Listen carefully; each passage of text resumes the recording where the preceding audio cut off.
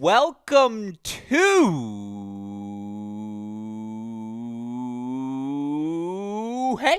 Great Shot. This is the Great Shot Podcast, a Cracked Racquets and Tennis Channel Podcast Network production. My name is Alex Gruskin. On tonight's show, we've got another live edition of The Deciding Point, our weekly breakdown of everything that happens across the Division I college tennis world. Of course, here on Wednesday nights, we break down the Division I men's action. Week 15 of the season now officially in the books. It was the actual final week of the regular season, but of course, more importantly, we had conference tournament play underway across the country.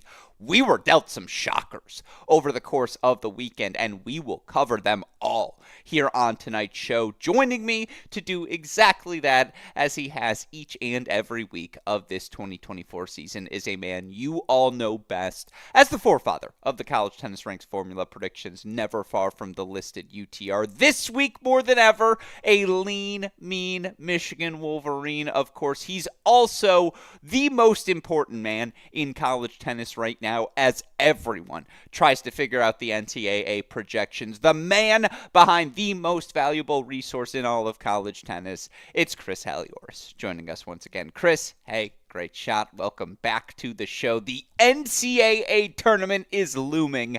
How are you feeling, my friend? I imagine busy. Very, but it's like 5, 6 days, and and then it's dead quiet for until January. So it's a good time. Well, Good I'm time. glad. Phone ringing a lot. Yeah, I'm glad to hear it. It's certainly an adrenaline rush, and yeah, I mean, again, everyone's playing with the what-if calculator. Everyone wants to know the Big Ten, Pac-12, etc. scenarios. How might they impact what we see come the NCAA tournament? Everyone is examining your travel matrix as well as they try to line up their projections. You're the best, by the way, because you provide that resource with no cost to all of us in the college tennis world. You're also a brain always available to pick, so we love you, Chris Halioris, and thank you for doing that. Thank you, of course, for joining us here on tonight's show.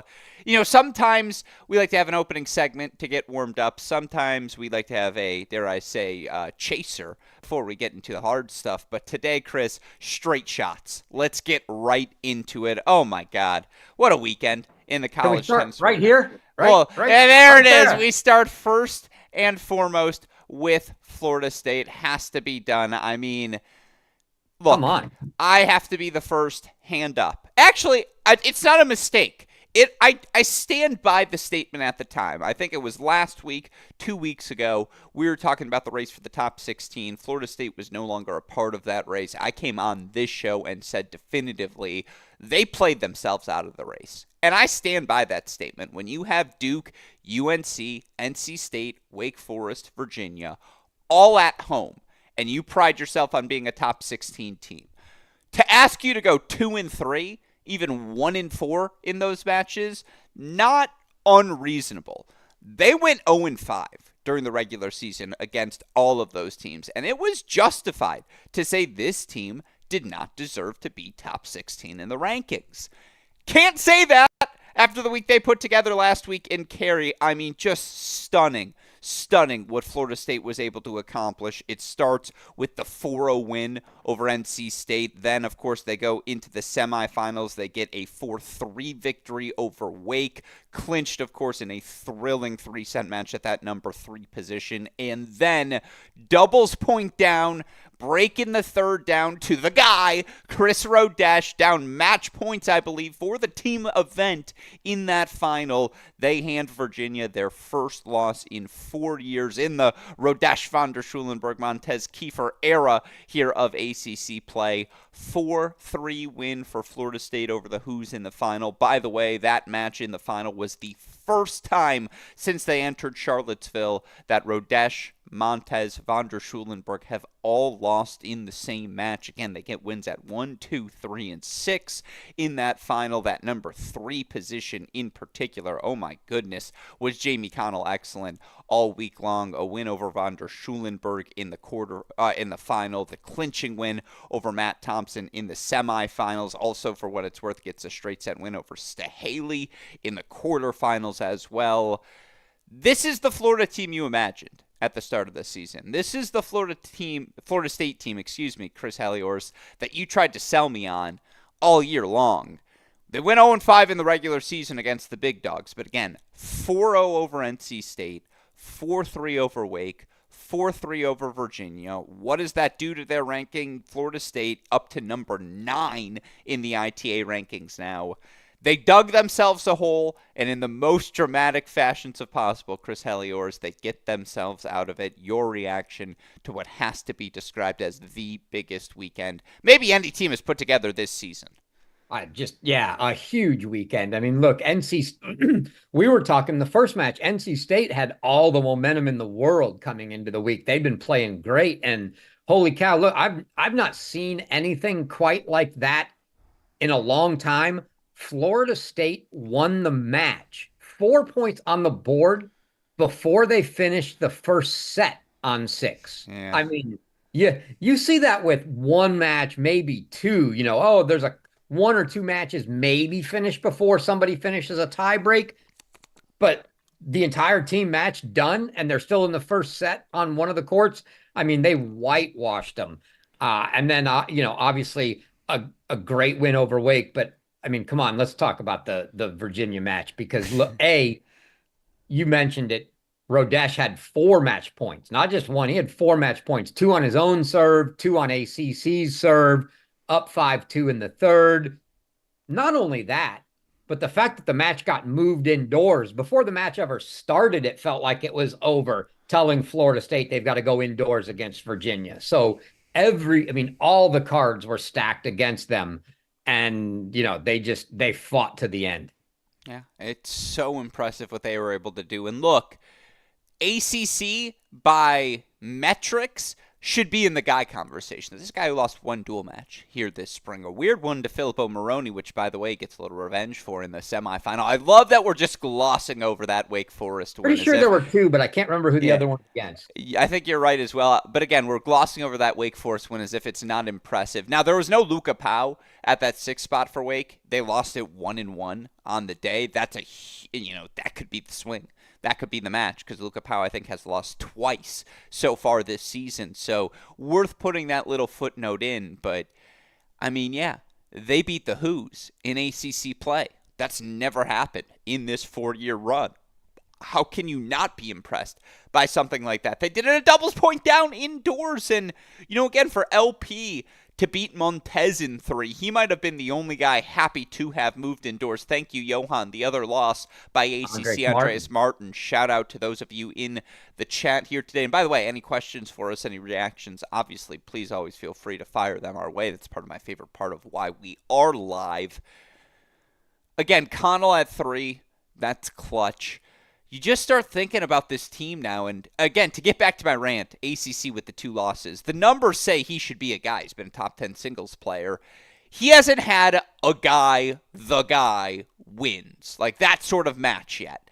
And now he has one to his resume, and it's a freaking massive one to beat Rodesh in that scenario. And that's like the one thing that had been missing from his college career, and now he gets it last year on the job. And again, it unequivocally elevates Florida State back into the top 16, where they belong by talent. This is a fun team, like ACC, LP, the experience and talent up top. The lefties, though, in this lineup, those Carpenshift, Connell, and just, again, experience everywhere. I think Boltia Jr. maybe is the youngest in their singles lineup because Rayani's a senior as well. Like, this team, this is their window. This was supposed to be the season where they were, everything Oklahoma did, Florida State should have done as well. And they didn't in the regular season. But boy, did they make up for it. Just so impressive. Again, your team of the week, Florida State, up to number 9 now in the rankings, deservedly so. And they have a guy. Like, when you have ACC, you can beat the big dogs because you feel like you walk on court with the best player in the country. And those sort of mental things matter for teams in these stages, as we know, Chris. On the other side of the equation, is there any panic button hit if you're a Who's fan, I mean, look, they coasted on their way to that ACC final. They've played this Duke team 100,000 times. They get another victory over the Blue Devils 4-1. They also get that victory in the quarterfinals comfortably 4-1 over Clemson. Although that Clemson match did get a little dicey, according to the text I received from you. Rayani is a junior, so 4 juniors, by the way, in that Florida State lineup. Thank you for the clarification. Still, on the Virginia side, they didn't win a title. No rings for this group going into the NCAA tournament. Yes, they went undefeated in the ACC regular season, but how concerned are you if you're a Virginia fan? Let me ask you this, mister. They're going to be ranked number 1 until the NCAA tournament. Are they still going to be your pick after a loss like this? Of course not. There's no way I'm not picking Texas. But I mean, uh, but I'm gonna be sitting here probably in 4 weeks eating a bunch of humble pie, going, yeah, I know. Rodesh and Montez just don't lose. I know. But it's really hard. It's not going to be on the heels of that. Like, am I worried? Am I panicked at all because of the fact that the top three all lost? Absolutely not. I mean, Rodesh, I'm still shocked. Even though, and I'm the one that said like a month ago, my guy conversation was as deep as ACC and Micah, and then I was done. But that was a little more for exaggeration. I mean, Rodesh is obviously one of the guys, and you put him in a spot where he's indoors and he's got 4 match points to close out a conference title. I mean, more than 9 out of 10, 19 out of 20. He's doing that. It's just it's unfathomable that happened. But no, I'm not worried. The only spot that I really worry about with Virginia is the 6th spot. They still haven't really found a ton there. I mean, Kiefer's been solid at 5. We know that you know what you're getting in the top 4 spots. And with Dietrich now down to 4, that feels like almost a lock. They're going to be super solid. They're right there with, I want to say 4, depends on how healthy TCU is, but you might throw Kentucky in there. So, it's a semifinal for sure team. And the question is, can they win the last 2 matches? They're still very much inner circle. Like, this team has Absolutely. another gear to hit, and this might have actually been the best thing for them because now we get to see a reinvigorated Virginia team heading into the NCAA tournament. And look, you said Dahlberg, who's 13-5 overall in the year, 5-2-3 in his last 10 decisions. The real thing's von der Schulenburg. It's not a secret. And Jeffrey's 13-8 this year. It's the worst season he's had in his 4 years on the job. I almost wonder if in the singles lineup we'll see Dietrich up to 3 and Jeffrey drop down to that number 4 spot. But again, if Jeffrey von der Schulenburg's my number 4, I'm betting on Jeffrey. Like, I'm not hitting the panic button at all. And I'm very grateful I don't have to make a prediction because God is Texas rising, and we'll talk about them a little bit later. Ohio State is still a monster that it feels like, all right, how do again, they're up 2-0 because they got the Florida boys, Bernard, Anthrop, wherever they're sitting, yet to be beaten this season. And so how do you beat that? Still haven't seen the Who's lose in May. And, what did it take to beat the Who's? You needed the senior, 5th year's Riley Smith and Daniel Kucherman to be like, settle down, little freshman boys. And that's not who this team is anymore. Kiefer got a good win indoors where he's never his most comfortable in that final. Who's are just fine. I'm not hitting the panic button in the slightest. I agree with you. Again, the spot to me to watch is Jeffrey. Like, if he is vulnerable, it's a different conversation. If he's back to being Jeffrey von der Schulenburg, they're back to who they are. And, again, if they move the Eagle up to 3, I got no problem with that. Like, he can hold his own there. He's 5-0 at 4, but he'd be just fine at that 3 spot as well. So the most fascinating part about this is now you're watching Virginia moving forward because they definitely have some questions to answer early on. And I know there was some talk in our group chat. Does this loss help them seeding-wise? They're still 3 overall in the rankings. Like, they're still top 8. They don't have to leave Charlottesville until everyone has to leave their home. I think they're feeling just fine coming out of this NCAA tournament. Rest of the ACC results, again, Duke, Wake, your other semifinalists. Duke beating UNC 4-0 in the quarters, Wake 4-0 over Georgia Tech. The other notables, Clemson 4-1 over Notre Dame, kind of ending their NCAA tournament hopes. Same for Georgia Tech over Louisville for Love. In the end, 7 sure things on the ACC side of things into the NCAA tournament. Virginia, number 3, they're going to be a top 8 seed. Wake right now is 8th. I mean, if Arizona wins the Pac-12 title, will they leapfrog Wake and get that number 8 spot? Chris Halioris, how safe is Wake in that number 8?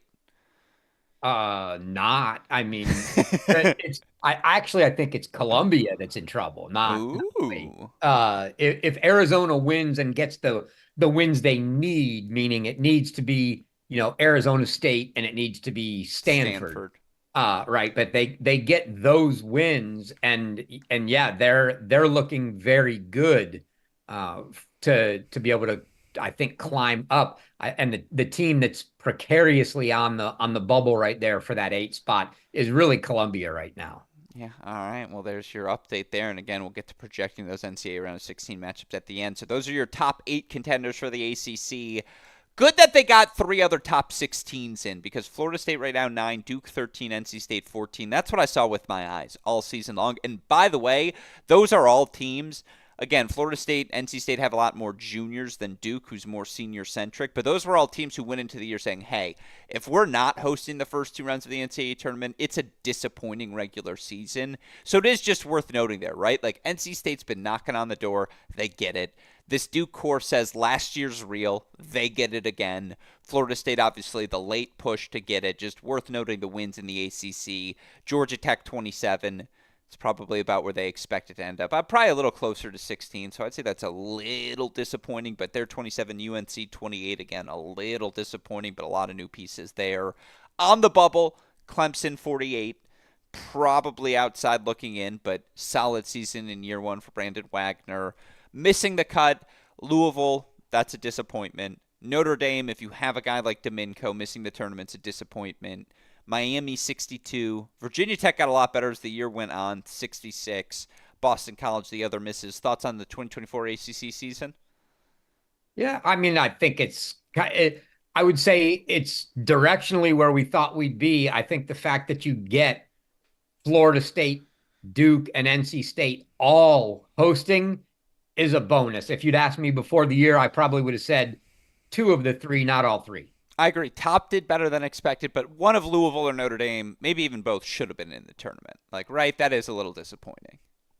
Yeah, tough loss for. I mean, Yeah. the match they had with Clemson was probably a win and you're in, and they didn't get it, and it was a close one for Clemson to try to get in, but it's just going to be not quite enough. And Louisville, just if they could have done anything at all down the stretch, they're looking at right now probably the second team out as of right now. There might be some crazy scenarios that get them in, but they just honestly don't deserve it. They died down the stretch. They just got beat up by 4-0 by everybody coming into the postseason. Yeah, Danae being the senior that he is, again, certainly a little bit disappointing if you're the Cardinals. Still, that's your look at the ACC.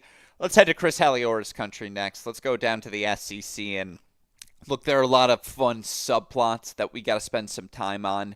But you run the regular season undefeated. You win the tournament as well. That is a special SEC season put together by the Kentucky Wildcats, your 2024 SEC champions in the most thorough sense of the phrase. Kentucky, just 2 losses, Chris Halioris, going into this NCAA tournament. Now I believe they are 24-2 overall. Their pathway to the title, starting at the quarterfinals, 4-0 over Arkansas, 4-0 over LSU in the semis, 4-2 they take the doubles point and get wins from Lapadat, Kosnay, and clinching Eli Stevenson to earn that 4-2 victory over South Carolina in the final. Now again, it was a different pathway than you might have projected for these Kentucky Wildcats, but 24-2, Chris Halioris, again, how good Loudet, Stevenson continue to be at those 5 and 6 spots. Feels like Lapadat's starting to find his rhythm at number 2 as well. This team has been sneaky good at doubles all year long. And look, my favorite part about this 24-2 run for Kentucky is how many close matches they've played. How many times they've been pushed 3-2, 2/3 sets, 2-1, 3/3 set matches, whatever it may be. they found a way through just about every single one of those scenarios. And again, right now they're sitting at number 5 in the ITA rankings. And maybe this is just projections of the conversations I have with my little brother, but like fighting to get them into the inner circle, fighting to get them into tier 1, even though they missed the national indoors. It feels like it's been a fight all season long. How can you deny it? Like, through all the chaos of this SEC season, one team stood out above it all, and that's Kentucky, who didn't take a loss.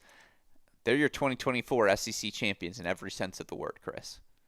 Yeah, look, we're gonna poor Will poking fun at us here in the comments saying Kentucky's just not that good. Kentucky's great. Look, they the problem is, everybody's starstruck, and you're looking at the top of the lineup, and that's it's no secret that's the weak spot. If you're going to beat them, you got to beat them at the top of the lineup. They're 4, 5, 6 is rivaled only by Ohio State in college this year. Had this discussion with somebody. They said, well, what about Texas? And I said, no, I can't even go there because look, Waldeeb, A, hasn't been healthy, and B, whatever, he wins the first set and then goes away. And not this weekend, but no, again, you're unsure about his level. I get it. Exactly. And then, it's not even been a consistent 6. Is it Jonah? Is it Cleve? Is it Lucas Brown? Just too many questions there to put him there. Obviously, that lineup has it, but it's a flip of the lineup. They're so strong up top. Can I just interject here? Because I've had this exact conversation with my little brother, and this is the Kentucky argument to a T, Chris Halioris. You opened up Pandora's box, so I'm going to take the opportunity. Ohio State aside, of the top 4 teams we've had all year long, Ohio State, Texas, Virginia, TCU, Kentucky is the worst possible matchup for 3 of the 4. It starts with Virginia. All due respect to Kiefer and Dahlberg, but again, the respect you have for their top 4, you feel like if I'm going to beat Virginia, has to be through 5 and 6. Loudit, Stevenson have proven they can beat you at 5 and 6 all season long. TCU, with the injuries to Gorsney, JPJ, Fernley, if one of them's missing, it's Chan, it's Alonzo, there's youth at 5 and 6. That's where you have to attack them. That's where Kentucky attacks. And then to your point, perfectly put, on paper, of course 5 and 6 Texas is always favored, but they have shifted in and out of the lineup. Waldeeb, Harper, Jonah, Lucas, to the point where there's not entire rhythm. And look, Braswell's won 30 in a row. Spiz is number 1 in the country. GA beats people 2-0 in 45 minutes. He's found his groove. And then, by the way, PY's just sitting there at 4. Like, of course, you feel like 5 and 6 is where you have to attack. And again, that's what Kentucky does. That's the tier 1 case, is like they actually have built themselves to be a bad matchup for the other tier 1 teams. And then, by the way, like, this is not meant to disrespect Body, who, for what it's worth, 13-9 overall, 11-8 at the top spot. You look for Lapadat, he is missing. Nope, there he is, 10-9 overall, on the season. But again, he got the win, I believe, in that final. But the big numbers are Stevenson 15-1, Loudit 18-5, Cosnay 19-2. Like, and in doubles, they are 15-5 at 1. 8-1 at 2, and then a bunch of jungled numbers at that number 3 spot. They're just a tough matchup, and they know their path. And, like, that's the thing you want most going into an NCAA tournament is kind of like certainty of, like, well, we know we're better than you down here, and they're competitive everywhere else as well. That's the Kentucky case, Chris. What'd you think of my layout? Yeah, no, I mean, it's a great case. The problem Kentucky has of trying to crack that inner circle is, like I said, I'll take them 4 through 6. Like I said, it's a toss up to me with Ohio State. You play 4, 5, 6, just which is the ultimate respect. Those 3 positions only, right? It's a toss up. Now, I'll take them 2-1 over Texas. The problem is PY is going to be favored at 4. Okay. But Kentucky's probably going to be favored at 5, 6. And they're just that good against those other teams. But when you get to the teams like the Texas, who's undoubtedly going to be favored in the top 3 spots, then you maybe give them a favorite spot at 4, and doubles. Who knows? That could be a toss up. Texas is clearly going to be a favored team over them. but Kentucky's super dangerous because their 4, 5, and 6 can beat anyone. And if you let them get a doubles point off you, that's all you're thinking about is, man, we Exactly. got to win one of those bottom three matches. This is a team, if they go up 1-0, even against a Texas or an Ohio State, I don't know how those teams find pathways back because this team can get to 3 in so many different ways. You're absolutely that is another lesson learned is don't let this team get a doubles point on you because they find ways to survive. And again, South Carolina pushed them. Toby did what he had to do at 1, 4-2 win there. Dara Begi really good in a 4-1 victory over Jaden Weeks at 3, but Kosnay in straight sets, Stevenson in straight sets. Again, Lapidot beating Story, your swing match almost there. Kentucky through. 4-2 winners there. Obviously, they were the beneficiary of a couple of upsets, not just in the final, the semifinal, which they won 4-0 in that match. Body got a win at 1. Kosnay, another win at 4. I believe he was your most outstanding player. Lapidot, the win at 2 there. See, we just talked about the strength of them at 5 and 6. In those matches, they got wins at 1, 2, and 4 in Well, straight that's sets the along thing with is those. Yeah.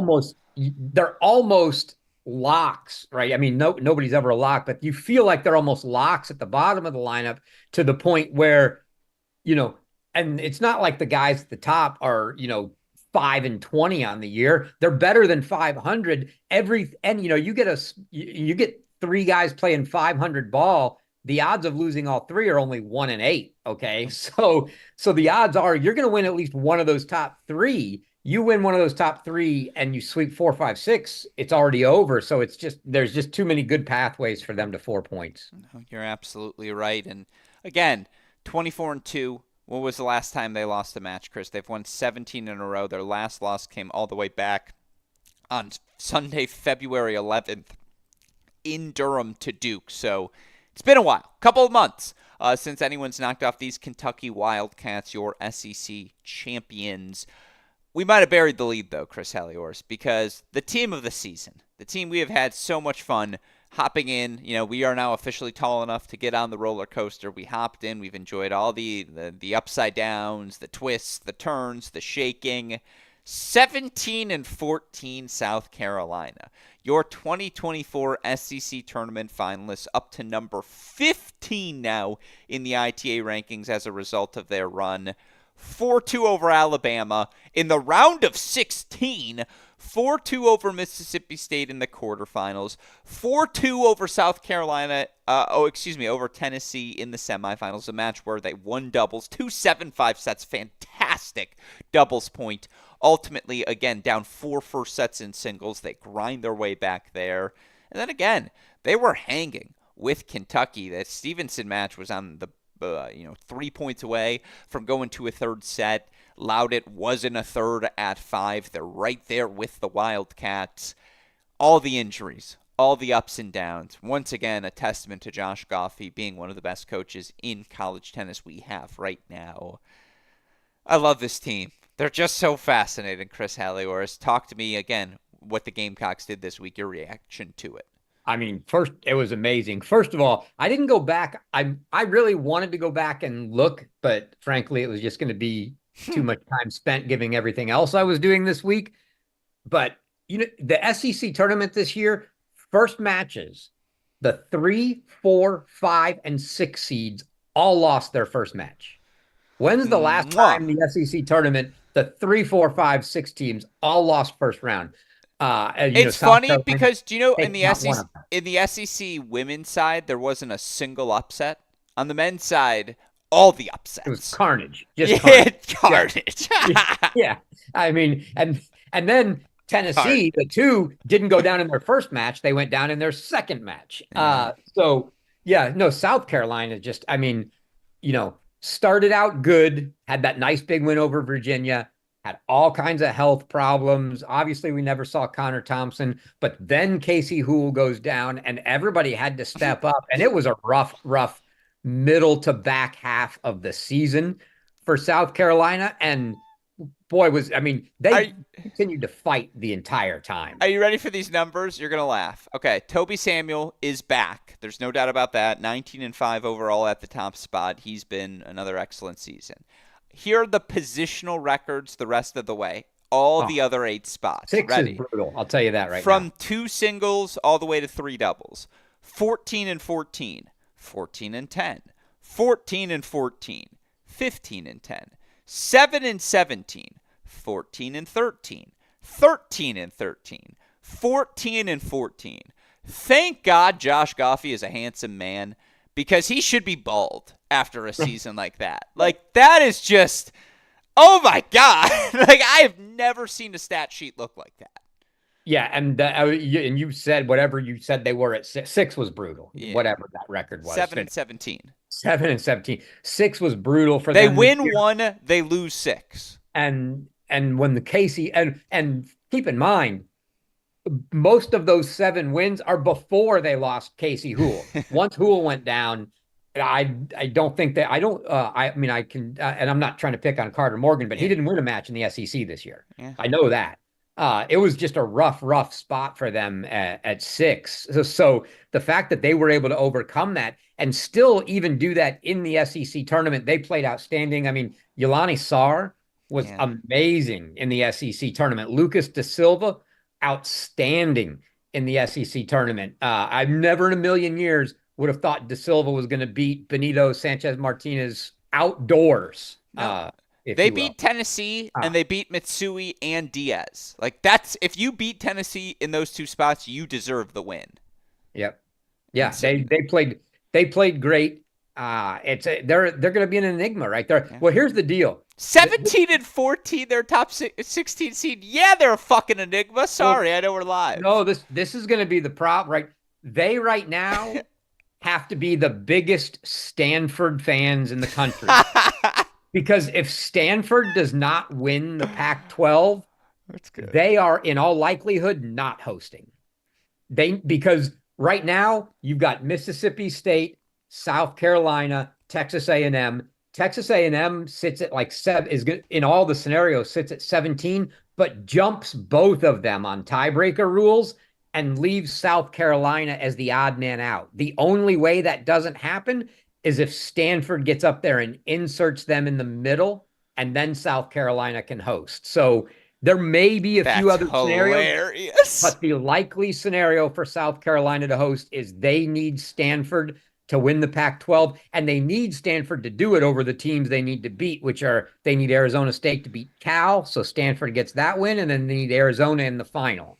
They're like last year's Florida team on steroids. Like, it's just unbelievable. And, of course, by the way, their hopes don't actually are resolved in their own hands. Like, of course, there's another twist to come in their top 16 story, and they got to be Stanford fans this weekend. If you're watching South Carolina, anyone associated with the program, I expect South Carolina men's tennis on Twitter. We don't do enough of this in college tennis, so here's my $1 million idea for you, Chris. Can I get a tweet from South Carolina men's tennis saying, hey, go Stanford this weekend at the Pac-12? Like, if you do it, it's an automatic retweet. It'll be up on the Instagram.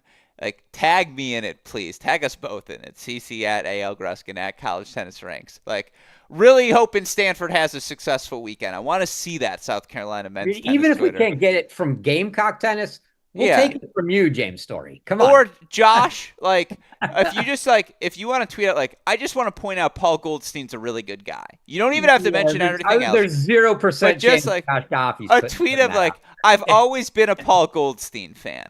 Or, like, if he doesn't want to do his until after they hypothetically win it, and then if they win it, he sends that tweet, that would actually be particularly funny. But come on! Double down in it. Like, let's have some fun. That would be awesome.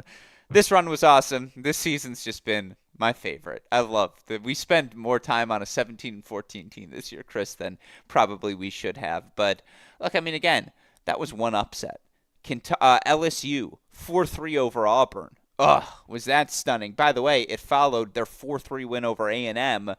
That was equally awesome. And, like, to do it at home, of all places as well. A team that won, what, like one conference match, I think it was? 1 and 11 they were. During the regular season. Now they are certainly getting into this NCAA tournament up to number 34.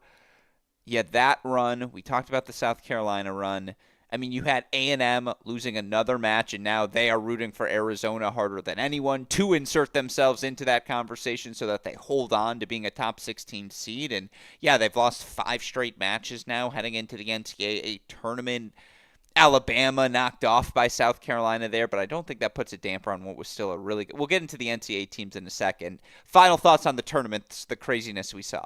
I mean, there was just it's actually fun when, there's just total carnage and all the top teams. Everybody except for Kentucky is getting upset, and you're seeing teams like LSU at home make a run, and people wonder why every year the SEC is so strong and the points get passed around. It's because this same thing happens during the year, and you get these teams that are very highly ranked, and they just all beat each other up. And Yeah. guess what? It's not getting any better next year when we add Texas and Oklahoma to the SEC. So, So let me ask you this. Because right now, as we look at the NCAA teams, Kentucky's number 5, Tennessee's number 6. They're both good, correct? They're going to be hosting top 8 no matter what. yep. Yeah, so those two are locked in. In your mind, remove the bias, Chris Halioris. In your mind, I need the professor right now. I don't need the former Mississippi State. I forget even what the rhyme is. See, I've removed it from my mind. South Carolina 15, Mississippi State 16, Texas A&M 17. Let's say only 2 of the 3 end up as as regional hosts. Who deserves it? Who should be the odd team out in your mind? Who's had the best 2 out of the 3 seasons? Boy, I could make different cases for all of them. It's a really good argument because A&M was so good to start the year. Texas A&M stunk down the stretch. Yeah. South Carolina stunk the entire middle of the season and came on in the tournament. And Mississippi State's, for the most part, been No, steady. they stunk in the kickoff weekend. They did not have a great month of January. That's very, very early. But yeah, since then, they've been pretty steady. And then just a really bad first loss to South Carolina in the tournament. So I think from a steadiness standpoint, I would probably say State. And honestly, only because when you're going into the NCAA tournament, you want to be based off momentum. You'd probably say South Carolina probably deserves it more just because of the way A&M finished. I just don't think it's going to play out that way. I mean, like I said, I think the Stanford thing is going to be tough. They are the top seed, but my gut says South Carolina is going to be the team that gets left out, but we'll see. Well, you're the mathematician. You're the wizard. I defer to you on all those things. Here's the thing. South Carolina has signature wins. Like South Carolina beat Tennessee in the SEC tournament semifinals. First match of their season, they went to Charlottesville and beat Virginia. Those are 2 better wins than, all due respect, anything A&M has. Anything Mississippi State has. Their 2 best wins are better than the other 2's best wins. And to your point, Mississippi State's been the most consistent, I would say, of the group. A&M's highs were certainly higher. South Carolina's lows were certainly the lowest. South Carolina's the most fun of the top 16, so I'm going to throw them in. I'll take A&M over Mississippi State just because I think this Mississippi State season is an unequivocal disappointment so far. Like, they thought they'd be flirting top 8, not fighting for their top 16 lives. And again, that gets me into the NCAA teams here as we look back at the 2024 SEC season here, Chris. Kentucky, Tennessee, top 8. South Carolina, Mississippi State, A&M, all in that top 16 bubble. After that, Bama, 21. Great season for Georgia and the guys. Bounce back. That's the best Roll Tide season in a while, worth noting. Auburn, 24. Very Auburn-y. Florida 25, not bad in year 1 over Steiny under all the new pieces. Arkansas 30, we've talked about their precipitous rise to end the year, and they beat Georgia 4-1 in their first round match. LSU 34, Georgia sneaking in 38. They are going to get into the tournament. Vanderbilt looking like they're going to get in 42 right now, smack dab on the bubble, but right now on the right side of it. The only team to miss, Ole Miss, who misses it for the first time in 30 years. They finished 65, but 12 out of 13 ain't bad. Chris Halioris, what would you rate this SEC season? Yeah, I mean, it's a little different from some of the years past where you had multiple teams that you thought were probably contending, and trying to get into titles. So I don't think the top end isn't quite as strong as, when we've seen, obviously where Florida's been and et cetera. But I don't know that we're usually 10 trying to stretch to 11, not 12 solid deep. It's been a very, very deep, to have, Vanderbilt at 42 be the 12th team in the conference. That's just unbelievable. It's been a really good year for the SEC from a depth wise. Just not quite that top end tier that we're used to seeing from whether it be a Georgia or a Florida or a Tennessee, but as much depth as they've ever had. They beat each other up all season long, and that's why you see 5 teams ranked, or excuse me, 4 teams ranked 21 through 30. Like, Alabama's really good. This Florida team's still immensely talented. It's going to be fascinating to see where they go from here. B plus, I would say overall season, because none of Tennessee, Mississippi State, nor A&M made the top 8 push that I thought at different points of the season we both thought might have been possible. But still a good year. And again, a very deep conference that's adding Texas and Oklahoma next season. So it's only going to get crazier from here. That's your look at the 2024 SEC season. Last but certainly not least of the Power 5 conference tournaments, Chris Halioris, let's move over to where I was, of course, in person this past week. It was in Stillwater for the Big 12 championships. There's one big story.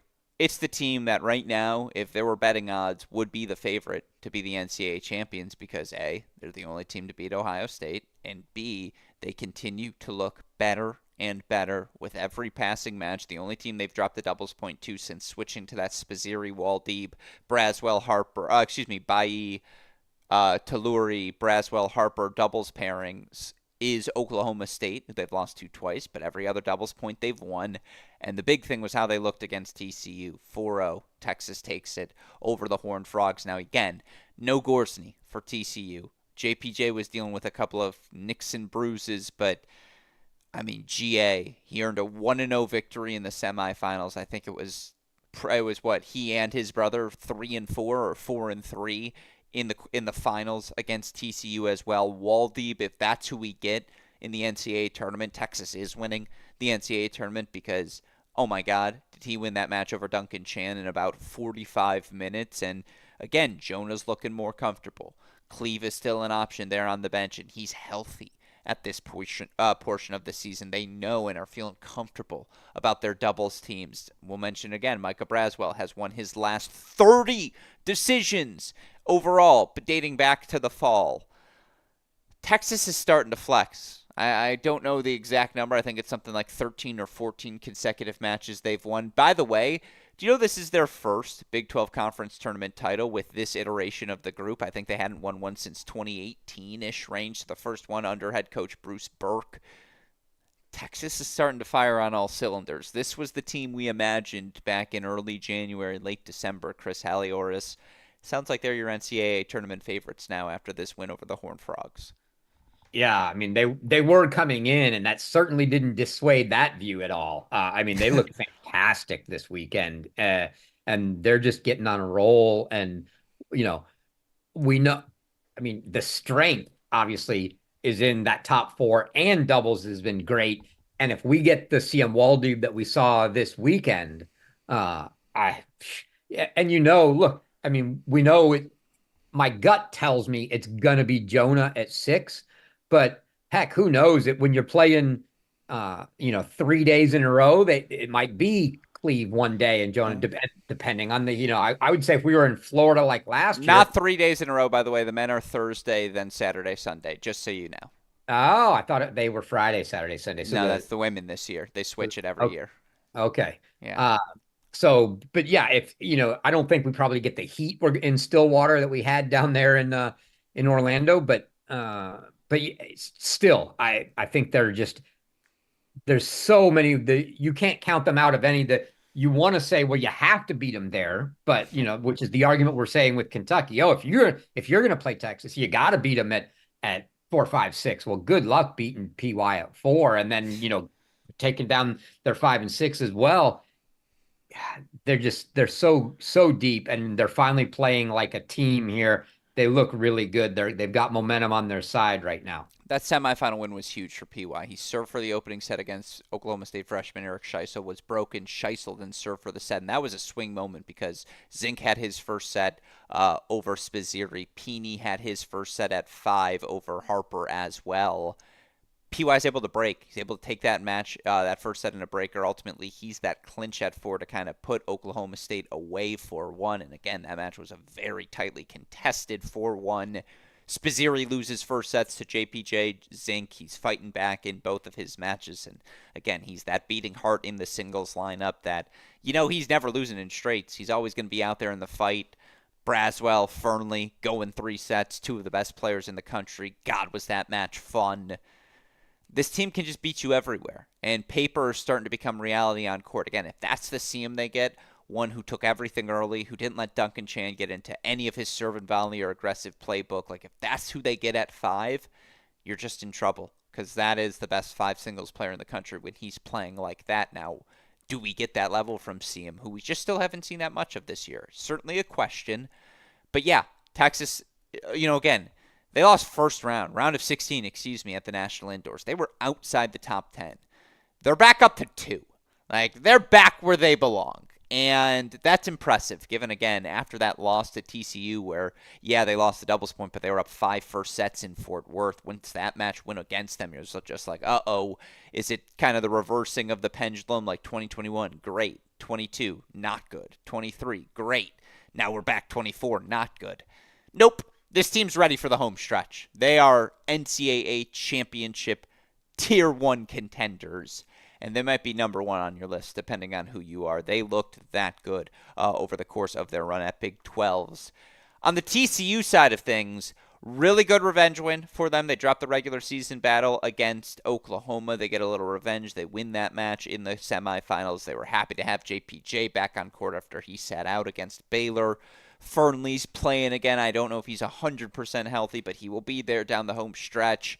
I did see Gorsny hitting, although I would very much touch and go for him still as to whether we will actually see him in the NCAA tournament. Yeah, the freshmen continue to get reps. They're real players.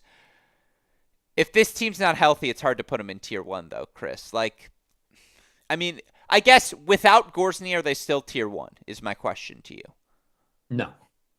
You're ready to go that far? They're certainly Yeah, no lower than 5, like without Gorsny. I won't put them below 5. Yeah, the problem is with it, with Gorsny, I was counting on a good year from Jurasek. Yeah. And now we're playing Duncan Chan in front of Jurasek. Tomas has been solid though. Not great, not like I'm up a set on Bernie as we saw at the indoors, but he's been solid. Yeah, it's just it's going to be too tough to compete with those teams that are that good down there, I think. Yeah, he was up 3-2 on Ohio State, so never forget that. And the pieces that did that doubles, Fernley, JPJ, will be available. I mean, it's hilarious, Chris. There was an off-season take where, again, I had TCU in a tier below the top 3, and I received much ridicule for it for the first 3 months. And now, lo and behold, look where we are, Chris, from the NCAA tournament. It's just been one of those years for me. No, I'm still a believer in this team. They have an edge to them. Like, there's a leadership component. It starts with Luke Swan and it trickles in through all the Brits, JPJ, Fernley, and just the way the guys have embraced having fun with it and being in the fight. Yeah, we're banged up, but they kind of have an us versus the world mentality, and it's not as openly vocal about it as other teams with that mentality have been in the past, but I can see the chip they play with. Like, they're like, no, we're not rolling over. We still have Jake. Like, it's just very clear, and we still have Tomas, these seniors who deserve to go out on this high note. I just love the way this team competes. So I'm not writing them out of tier 1, even if they aren't without Gorsny. If they still have the big dogs up top, they'll figure out the rest. Like, again, this team is as well coached as any, so I'm going to keep them in tier 1. I did dip them below Kentucky. I want them to be a tier 1. I want to see Gorsny playing, and I want to see Fernley with I don't think we're going to see him with 100% healthy shoulder, but I want to see him with a 90% healthy shoulder, at least able to get some free points on serve. But that's just a lot of questions, right? I did dip them below Kentucky. I'd have them at 5 now. Still above Arizona, Tennessee, the rest of the pack, but I did dip them down a spot there because, again, Kentucky's won 17 consecutive. Your other results, again, good win for TCU, 4-1 over Oklahoma. We can get into what that one actually looked like. Quarters, Texas 4 over BYU, Oklahoma 4 over Tech, TCU 4-1 over Baylor. But that match was much tighter than that 4-1 scoreline would indicate. A bunch of third setters in that one as Baylor played those JPJ-less Horned Frogs very, very tight. Then Oklahoma State, big revenge win after they dropped a heartbreaker 4-3 in a 7-6, 6-7, 7-6 clinch. They get a little revenge at home, 4-2 over UCF. They're up to number 30. It's a feisty team. I got to do a fitness session with them. Chris Halioris, my hamstrings still have not recovered. Any final thoughts on the Big 12 tournament? I mean, I Ooh, was. good question from the chat. Do you put JPJ or Jake at 1? Oh, you still put Jake at 1. I mean, It's honestly interchangeable. Like, I agree just because I think JPJ is a little healthier, but I have no problem either way because Jake freaking fights. yeah. I look, if he's going to be out there playing, I'm putting him at 1. That's Yeah. there's no question. I think my big takeaway I was what I just sort of expected, knowing no Gorsny, I expected it to be a very uphill battle for TCU or Oklahoma, and that was really my big takeaway for TCU was after losing to Oklahoma in the regular season, and Oklahoma basically having a shot at a top 8 seed on the line.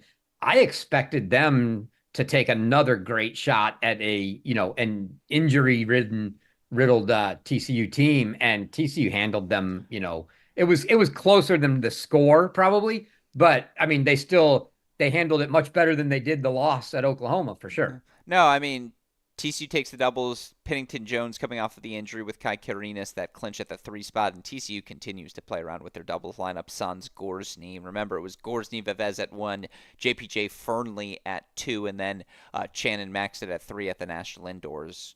I think that's the closest. If we see Seb Gorsny at the NCAA tournament, I think it would be for that and nothing else, Chris Halioris. But yeah, look, there were 3 setters in this match. Schlageter, who's playing really well down the home stretch, straight sets over Duncan Chan.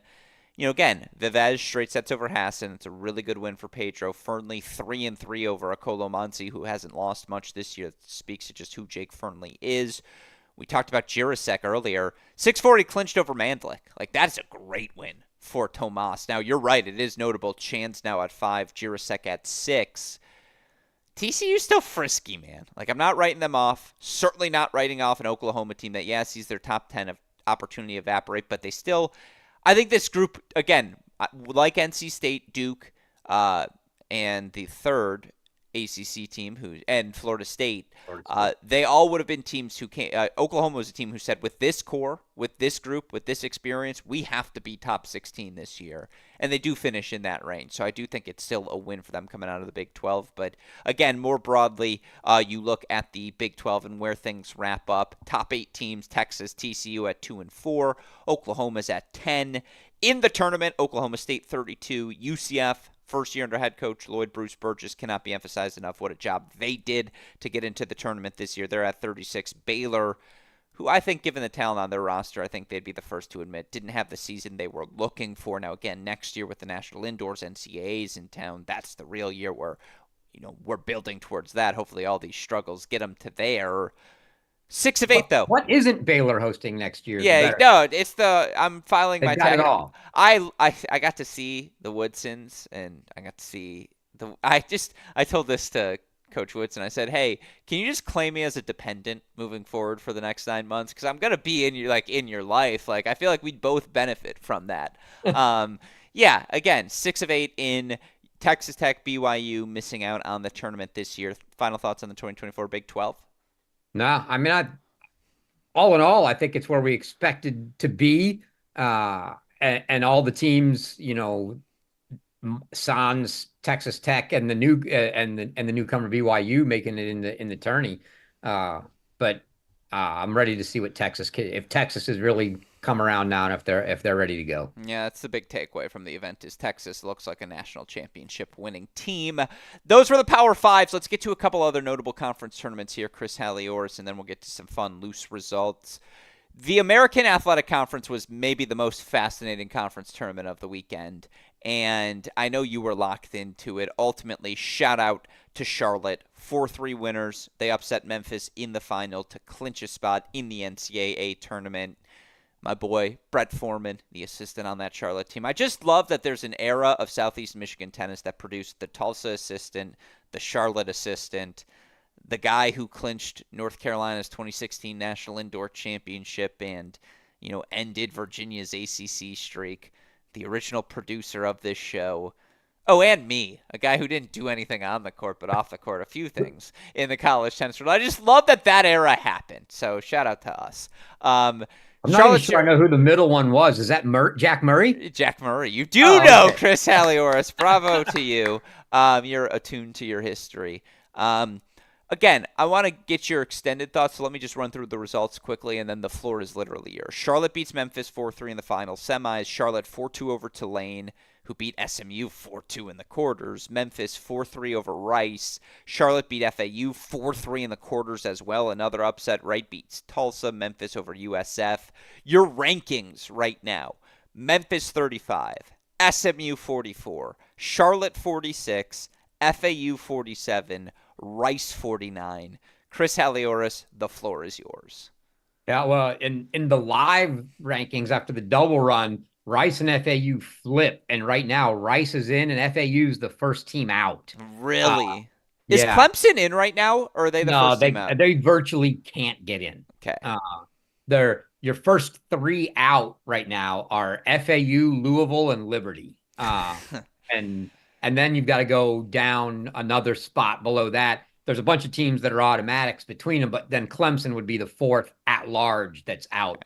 But it's too big a deficit for them with not enough teams left playing that can help. I just don't see a scenario that gets them in. And there are still some teams that could cause damage, like Pacific lost that match to Pepperdine, but they're probably going to get another shot and maybe try to get their way back into the field.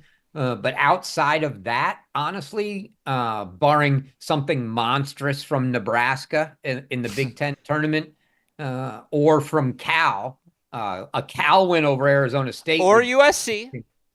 USC's not out. They have to win the whole tournament. Oh, okay.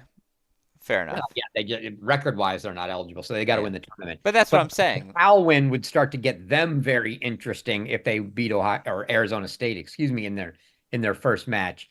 But you'd know that American tournament was just fascinating. All the upsets in the run Charlotte had and the damage they did, effectively, knocking FAU out. Rice with their big run looks like they've maybe got themselves in. They're right there on the bubble. But all of those teams, it was sort of a mini version of what happened in the SEC with everyone just beating up on each other. And for the most part, helping the whole group. And yeah, someone's probably going to be left out. They're not all going to make it. If it's FAU, it's FAU. But between, Rice and Charlotte and SMU, they're going to have a bunch of those teams in. And it was just a fascinating tournament. And the way Memphis came back and saved the day, they looked like they were done in the semifinal and came back to win that match. And then just another repeat performance that they couldn't pull off against Charlotte in the end. And that was just phenomenal. Charlotte was the 6th seed in that tournament. Unbelievable. That's not an easy conference. That's not a conference that 6 seeds usually come through and win. That's very, very rare in that conference. 19-7 overall. This was a team that lost to Tulane 5-2 at Tulane, a team in the regular season that lost 4-3 at VCU, 4-3 at home to Rice. They get a good win over Old Dominion, but 4-3 against Liberty. They lost during the regular season, all these different things. And now, again, to go through that sort of gauntlet, 4-3 over FAU, 4-2 over Tulane, 4-3 over Memphis. So freaking impressive for the Charlotte team. And you're right, the chaos they injected. Again, a bunch of teams in that mid-40 range now. Even SMU has to sweat a little bit. Like, not a ton. They have to sweat a little bit as they look at that NCAA tournament cut line. Things, again, really fun in the AAC. And then Got to give a tip of the cap to Middle Tennessee, who wins Conference USA. They knock out Liberty 4-2 in the final. This is a team that lost Modal, Roca, Slump, Polson. They're 4 horses from last year's top 16 frisky team and had to bring in all of these new pieces. It's a credit, again, to the work ethic of Jimmy Borendame. This team finishes 20-9. They're conference champions. They're back into the NCAA tournament. It's a solid season for Middle Tennessee, again, given all they lost. Yeah, very solid. I mean, Jimmy's doing it there every year, turning over, most of the roster this year, and had to rebuild, and they just rebuilt right back into another solid. They're going to be sitting right there, and probably a high 2 to low 3 seed range with a great first round matchup. Wherever they end up. Yeah, absolutely. So, again, credit to them. Again, Conference USA champions, Middle Tennessee, AAC champion, Charlotte. Last but not least, focus here, Chris Halioris. We're going to get back to our roots. And, look, here's the thing. I've been trying my best to become more mature, to repress some of my older instincts, to, again, focus on a nonpartisan way on everything that unfolds in the college tennis world. So I'm going to do that in relationship to Michigan's 4-1 victory over Michigan State. The biggest victory, Chris Halioris, coming out of this match is the state of Michigan tennis. There were over 700 people who packed their asses into the Varsity Tennis Center. Harry Jaden busing fans over an hour from East Lansing. Like, if we don't have a Michigan versus Michigan State scrimmage at the Cranbrook Challenger in July, we are failing to capitalize on the momentum that this match built. Because everyone who's anyone in Michigan tennis was there. Like, my cousin was giving me the reports on the grounds. He said it was the best environment by far. And it was the most significant match in the state of Michigan in a generation. Like, obviously, it's been 22 matches since 2004 since State beat Michigan. And by the way, that streak continues. There it is. It slipped out.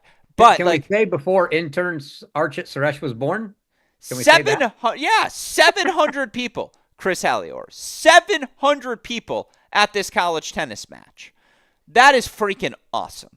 And again, it's why, you have the Cranbrook Challenger coming to town in July. Harry's already gotten this. I heard me chirp about this. Sean, you're going to get it soon, I promise. By the way, so is Ronnie, and I apologize. I'm blanking on the Michigan State women's tennis head coach's name right now. You got to come down to Southeast Michigan for this event. You got to make yourselves a part of this pro tennis event. Continue to capitalize on this state of Michigan tennis momentum we have, because it's the best possible thing that can happen to college tennis. Make it a fundraiser in Southeast Michigan. That's where the money is. I promise it'll be there to be raised. My mom already said, we're going to call it the West Oakland OB-GYN Fighting Whatever One Team, and she's in to help these athletes out. It's just that's so cool to see. Again, it's a state I care a lot about, Chris Halioris, and I know how special college tennis can be when you have that sort of atmosphere. Shout out to Harry busing the fans. And now let's get into the tennis. Michigan. Oh, it slipped out. I couldn't help it. 4-1 victory. I mean, again, they take the doubles point. Michigan has turned things around in doubles, and that's probably the biggest testament to the coaching efforts of Sean, Trevor, Max, that this team with all the, no Nino, who's a massive piece in doubles, maybe even more so than singles. They win, Gavin and Bick 7-5 over Ozan and Sheldon, who are 11 in the country at the time. Cooksey, Patorn 6-4. They take it at 2. But this match was just war. 3 first sets apiece. They had 4 different matches go 3 sets overall. Each team gets 1 straight set victory. Thanos 4-3 over Bick. Steiglener 4-4 over Sheldon. What a fun deuce point clinch match point that was. Michigan tweeted out the video. Ronnie Holman was up 5-2 or 6-2 in that third set breaker. Yeah, 6-3 in the breaker. 6-3 in the breaker against Bjorn Swenson. Cooksey from a set down 3-6, 6-2, 6-0. I mean, Michigan played their best match of the season in a match where there could not have been more pressure, because losing to Michigan State would be something that would be hung on this team. It just would be. That's how this rivalry works. It matters in this state. You don't believe me? Go look up the Mike Hart quote. Little brother. That's the perception of Michigan towards Michigan State. You can't let little brother come to your house and punk you. You can't let them do that in front of 700 fans either. And, I mean, again, All even right. if more of them are wearing green. Can we let out a little truth here? Can we? Is this a safe space? I know we're live. Am I allowed to have fun in 2024, Chris Halioris? That's really the question. Do you give me permission to have fun? Yeah, yeah. This is the Jay saying, Gruskin, you need to be more like Okay. 2017 Gruskin.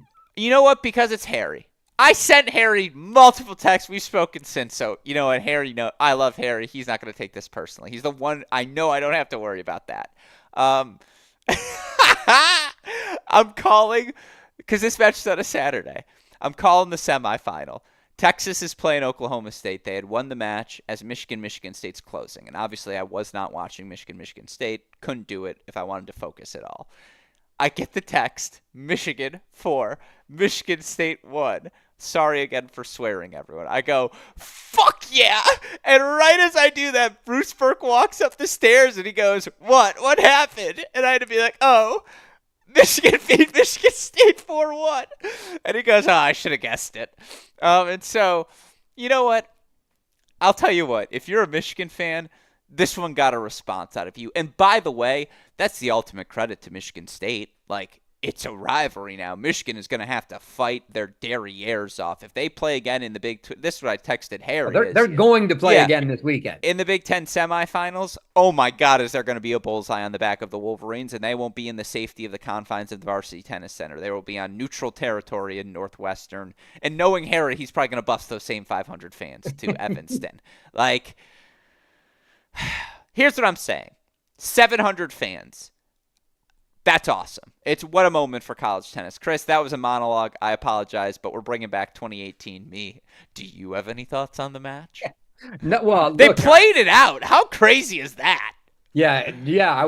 I'm glad they did because I wanted to see how the fact that I did not see Swenson. He just seemed like he was fighting from behind that third set. He was, and he was serving second. So Ronnie had the lead on him each time, and he had to serve to stay in it at 4-5, serve to get to a breaker at 5-6, goes down 6-3 in the breaker. And it just, I mean, he was fighting from behind the whole time, wasn't sure what was going to happen. And at the same time, you just know that match between Gavin Young and Ozan is going to be an absolute battle. You have no clue what direction that match is going. So you had that, and then the Patorn match going on at the same time, and it could have gone either way. And I thought I really and truly thought we were headed for a 3-3 match when Ronnie looked like he was about to close it out. Patorn was up a break at the time, so it looked like it was going 3-3. And if you're going to go 3-3, you want it to be all on court one, and that's where I thought we were going to end up. And then Ozan went up a break, and it was looking good for Michigan State. But yeah, I mean, I really felt like that not closing that breaker on Bjorn was just a big moment. Yeah, and again, for a guy who really struggled his freshman season, he's been a primetime performer. Beat Stanford, played Tracy tough, I think, in the Ohio, or I forget if it was Tracy, whoever it was in the Ohio State match. And now he gets this win against Michigan State. Like, he has showed up in primetime. A lot of chat in the group chat. Is Bjorn a primetime performer? Some scholars are arguing yes. I mean, Patorn is just the answer. Baby Sty. Baby Sty earned his nickname. Like, you are now Baby Sty after that win over Sheldon. Before, I wouldn't accept any convoluting of the name Sty ever before, but that's a Baby Sty win at the number 6 spot. I'm just saying, for what it's worth. Michigan 4-1 over Michigan State. Again, the best part is we're probably going to get a rematch this weekend, so buckle the seatbelts, folks. That one going to be fun. Last but not least, just some rapid results to fire through here. Chris Halioris, Ohio State completes an undefeated Big Ten season. Illinois rights the ship against Indiana. Indiana, big win over Northwestern to keep their hopes kind of alive. Arizona State sweep Oregon. Columbia beats Yale. Harvard wins over Penn. And then they got pushed, but they knock off a very good Princeton team 4-3 overall. Cornell 4-3 over Yale. You mentioned it earlier. Pepperdine beats Pacific. Tough weekend for Pacific, who drop a 4-3 match to Gonzaga as well. Georgia Southern Alabama knocked off. UNF beating Stetson. That's all I got for you. Any thoughts on the rest of Week 15? No, I mean, obviously a bunch of conference tournaments finished there, and we've got 10 or so more on each side to finish this week. So It's going to be a crazy couple days here. We started today with the conference tournaments, the bigger tournaments that had a few extra early rounds and teams to play, but we really get going in earnest tomorrow with all the remaining conference tournaments that run through. A lot of them, probably maybe half and half, finish Saturday versus Sunday. But it's going to be a fun weekend. Yeah, absolutely. Well, then, with that said, with week 15 in the books, let's offer you one of our final editions of the Cracked Rackets top 10 rankings. Of course, we talk about how they compare to the ITA rankings as well. Ohio State stays at the top spot, but I will let you know we had our first few voters voting for Texas at number 1 this week. Still, Ohio State retaining that top spot. Texas 2, UVA 3, TCU 4, Kentucky 5. That is in direct agreement with the ITA rankings. After that, similar teams, different orders. We have Arizona still at 6. They've fallen to 11 in the ITA rankings. Again, I think we just respect that fight of the Arizona a little bit more, what they did in the regular season. We don't penalize them for that Pac-12 schedule. Wake at 7. In reality, they're 8. Tennessee at 8. In reality, they're 6. Columbia falling out of our top 8, but they're number 7 in the rankings that matter. There are 9. Florida State up to 10 for us. Florida State the 9 in the ITA rankings. Again, our disagreement with the ITA rankings. We have Arizona at 6. They have Oklahoma at 10. Chris Halioris, your thoughts on the current top 10. Again, top 8 seeds wise, Ohio State, Texas, Virginia, TCU, Kentucky, Tennessee, Columbia, Wake Forest, where things stand with 1 week to play. Yeah, I mean the rankings. I think it's sort of the top 5, and then everything else right now, and it's really tough to put an order to that 6 down at this point, right? You mentioned it, Arizona lower in the ITA, but you can make an argument for any of those teams right now to be as high as 6 or as low as 10 or 11. Just throw them in a hat and jumble them, and I think the what gets interesting to me now is, sort of how they line up in terms of who's going to draw who. Nobody really at this point wants to draw Ohio State or Texas. So if those two teams were to end up, in the 1-2 spot, which they're not forecast right now, Virginia's actually forecast to be 2. You kind of want to avoid that 7-8, but you don't even know what you're trying to avoid because you're not sure where they're going to end up. It's all about matchups at this point. Yeah, very well said. Well, I also have one qualm to pick with you as we look at these rankings, and we got a message, I'm glad, from the junior himself, Daniel Sancho Arbizu Jr. for Denver, who asks, where is Denver after they complete an undefeated 23-0 regular season? They win the Summit League tournament as well. I want you to know Chris Halioris does not offer that as a selection on our menu sheet when I went to fill out my rankings. I wanted to put Denver at the number 10 spot. I almost texted Chris to say, "Hey, where's my Denver team? We're 23-0. What are we doing here?" Not on the sheet, Chris Halioris. We got to get our act together. I apologize, Daniel. 23-0. We talked about 27-0 Oklahoma State, and obviously not every undefeated season's built the same, but 23-0, 4-0 in the Summit League final over Drake.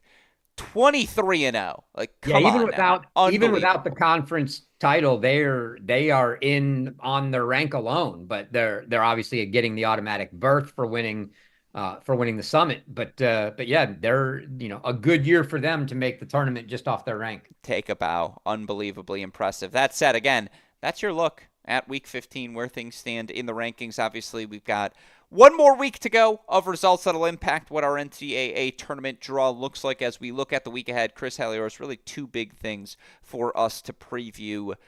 Pac-12 sounds like it's the more significant of the events, so let's start there. Top-seeded Stanford going to face Washington.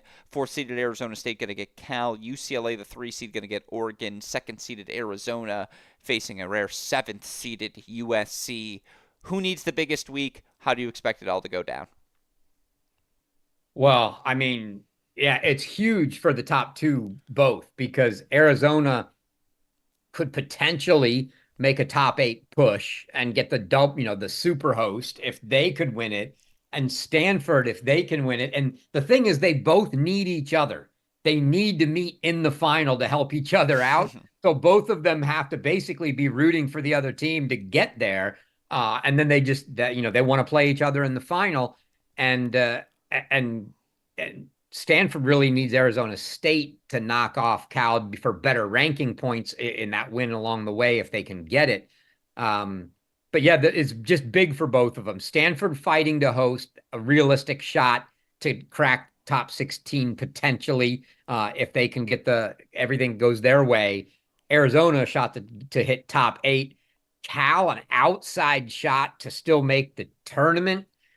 So lots of interesting, side notes to that one there. I don't think Arizona State's going in. They're not going to be able to make a push for top 16. So it's not a really a big deal for them one way or the other. Yeah. And in fact, Boer's playing the challenger down in Tallahassee right now. He lost, so I'm assuming he's going to be back and ready for the tournament. But not as critical for Arizona State. Stanford's got to wake up. If they want to be taken as a serious contender at the NCAA tournament or serious anything, you have to win this event. It's go time. It's now or never. No more excuses. I'm writing them off if they don't win this event. Arizona at 11 is disrespectful. Like, this feels like an opportunity for them to remind the country, no. We're top 8, and no one wants to play us because we got that FU edge about us. And just remind the country about that, an opportunity to get a bunch of good wins in doing so.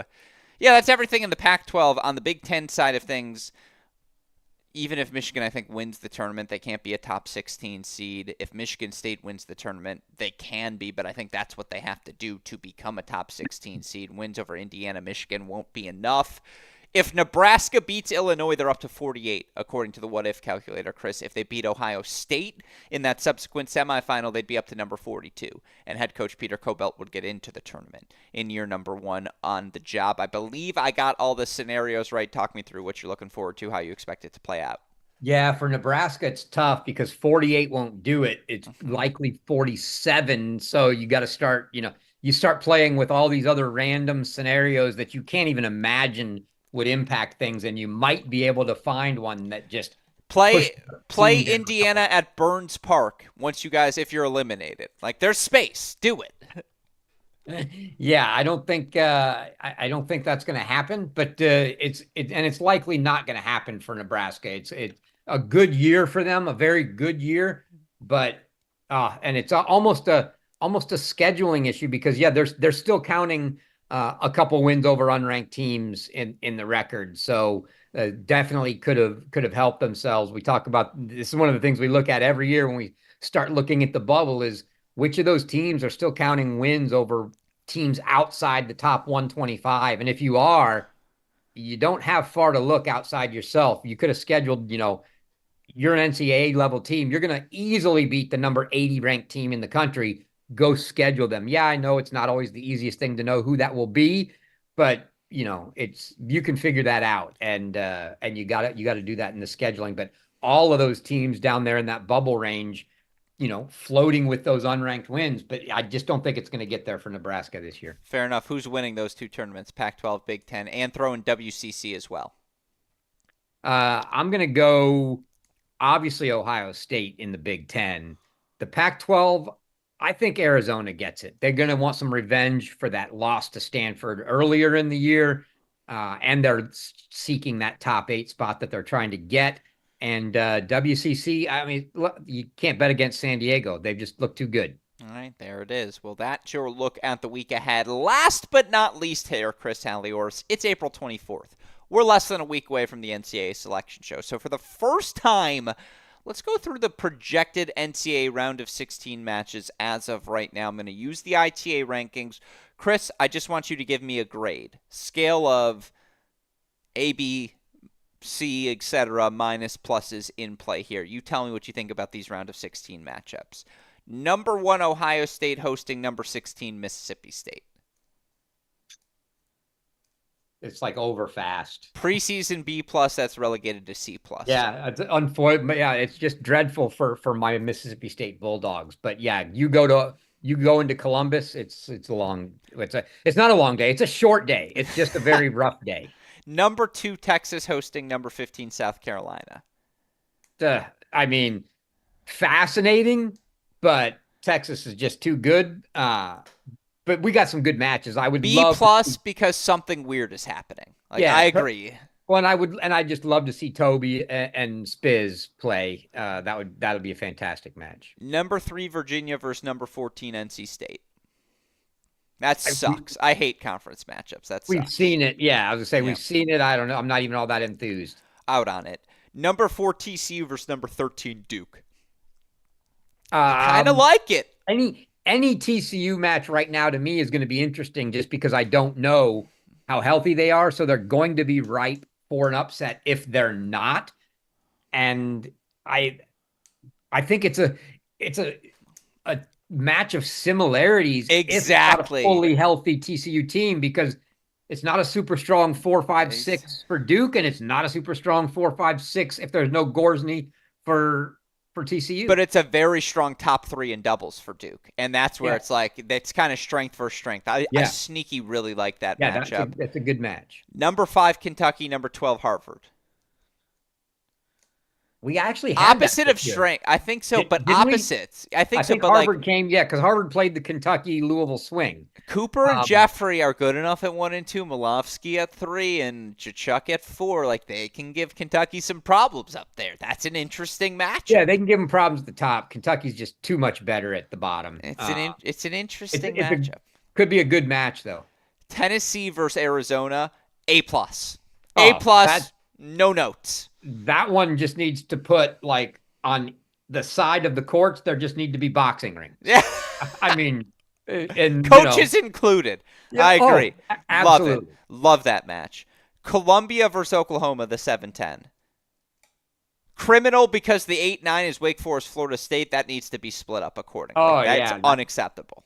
that should definitely get split. Yeah. I would much Columbia, rather watch the Oklahoma. non-conference match I'm picking. I'm not picking because I'm calling it. You're picking Oklahoma in Oklahoma, Columbia, right? for sure. What about Florida State Wake? Don't give us that again. I don't need a third matchup between those two teams. I want to break up all the conference opponents. That's like it's a B plus Yeah, I don't right think. now. Well, yeah, and most of those are vastly different in the current live rankings Okay. anyway. So hopefully we don't get. Hopefully we avoid a bunch of those conference matchups. Although it's going to be a little tough with Virginia is Okay. likely. Well, I don't know. They're actually projected two right now, and Okay. 15 So 16 let's do might those. both be SEC schools. Let's do those real quick, and then great. Just again, rapid fire here. Ohio State, South Carolina, way more fun. Yeah, Virginia, Mississippi State, not that fun. NC State, Texas, way more fun. yeah, Duke, TCU, still just as fun. Harvard, Kentucky, still just as fun. Wake, Oklahoma, way more fun. Arizona, Tennessee, thank you for still giving it yeah, to us. Columbia, Florida State. If those are the matchups, that's an A minus, maybe yeah. even an A. Like that, I'm much more in on, Chris. Definitely, See, this is definitely. why your website's a saint because now I can be excited. I was a little disappointed coming out of that. Those matchups are very, very fun. That's where things stand with 1 weekend left to play. Of course, Chris Halioris, your website, College Tennis Ranks. I'd like you to search the traffic this weekend compared to every other weekend of the year, just so we can see how it compares. But any final thoughts before we wrap I can tonight's tell you show? it's doing great from one perspective because, I told my buddy today, I don't look at it very often, but this is about the only time of year I look at what measly revenue is generated from those annoying ads. Yeah. And and this month is already it's been doing that now for like two years, 2 full years.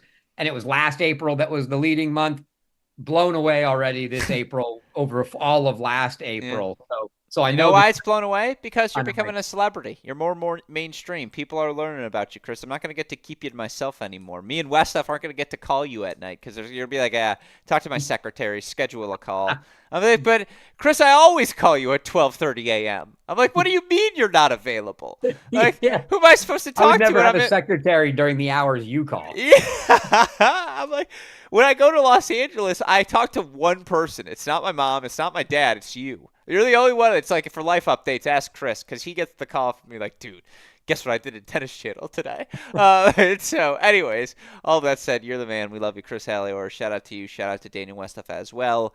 Heck of an editing job day in, day out, making everything possible. That said, for everyone who contributes to our show, the fantastic Chris Halioris, our super producer Daniel Westoff, and all of us here at both Crack Rackets and the Tennis Channel Podcast Network. I'm your host, Alex Gruskin. Chris, what do we tell our listeners? Hey, great shot. And the next time we see you all, we will have NCAA tournament draws. So I sincerely hope I mean this when I say we will see you all then. Thanks, everyone.